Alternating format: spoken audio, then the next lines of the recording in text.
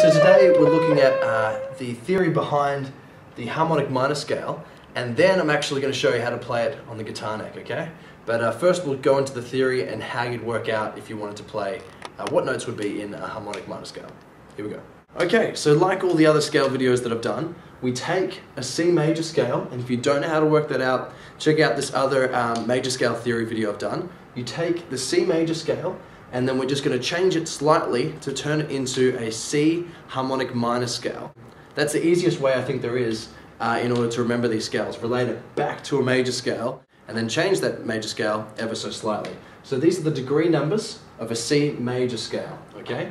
And now for a harmonic minor scale, for a C harmonic minor, because we're starting on C, you play the first and second notes, they're fine. They're exactly the same as a C major scale. The third note actually gets flattened, okay? So you would go down a fret, down a key on a piano, and so E would become E flat, okay? Down a semitone. The fourth degree F is exactly the same. The fifth degree G, that's the same as well. The sixth degree A, again like the third, gets flattened, okay? And so A would go down a key on a piano, or down a fret, down a semitone, to A flat. The seventh degree is exactly the same, and then C, all the way back to the beginning, okay? And they're the notes in a C harmonic minor scale. And now I'll show you how to play it.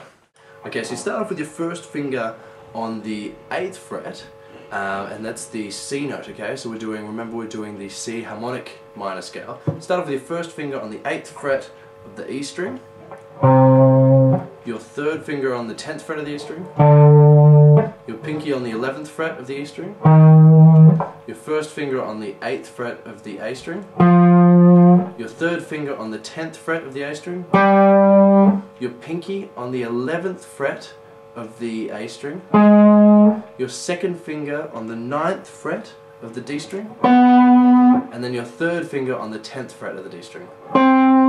So that's the first octave, and then we're going to continue from there.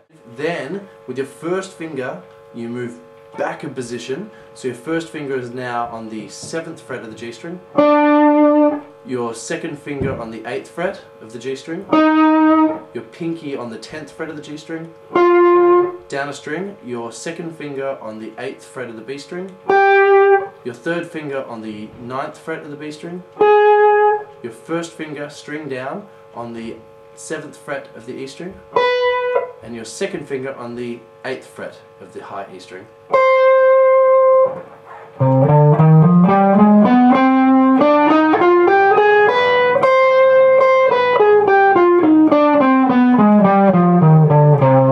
And now I'll show you a quick close-up. Okay, so now I'm going to give you a close-up view of the scale, and remember, we changed the C major scale into a C harmonic minor scale, okay? So we're going to start with, the first note is going to be on the 8th fret of the low E string, and that's going to be our C note. And it's a 2-octave scale, so I'll break it up and I'll show you the first octave, then the second, okay? So, we start off with our first finger on the low E string on the 8th fret. Our third finger on the 10th fret of the E string. Our pinky on the 11th fret of the E string. Then we drop down a string. First finger on the 8th fret of the A string. Third finger on the 10th fret of the A string. Pinky on the 11th fret of the A string. Down a string again. Second finger on the 9th fret of the D string. And then third finger on the 10th fret of the D string. And that's the first octave.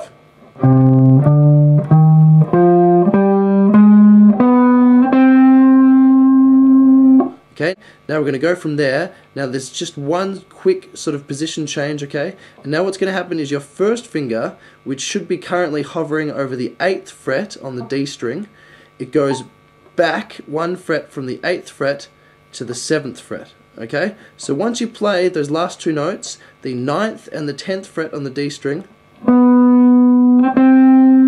your first finger should go back 1 fret on the string below, on the G string.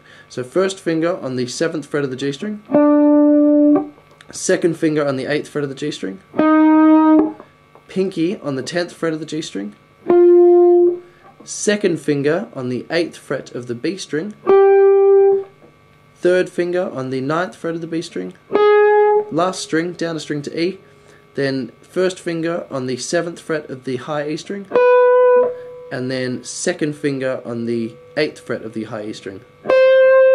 And that's it. So the best thing about all these scale shapes that I show you is once you know the one shape, so now we know the harmonic minor shape, you can turn that into any harmonic minor scale. It just depends what note you start with on the thick E string, okay? So because we start on the 8th fret, the C note is going to be a C harmonic minor. If we chose another note to start with, like let's choose the 5th fret, the A note, that would become an A harmonic minor.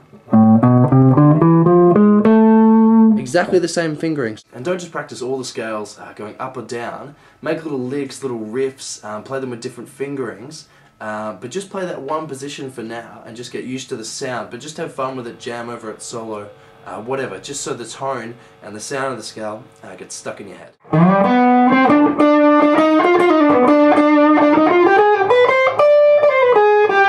Now the only downside of learning scales and everything in this sort of a pattern, sort of a boxed format, is you can occasionally feel like you're trapped or stuck inside that box. But now that you have the theory, you can start working out different positions to play it along the neck. But it's good that you have just one sort of staple fingering that you know, and so you can keep going back and taking notes from that if it helps you, or just listen to the sound and try and find that in different parts of the neck.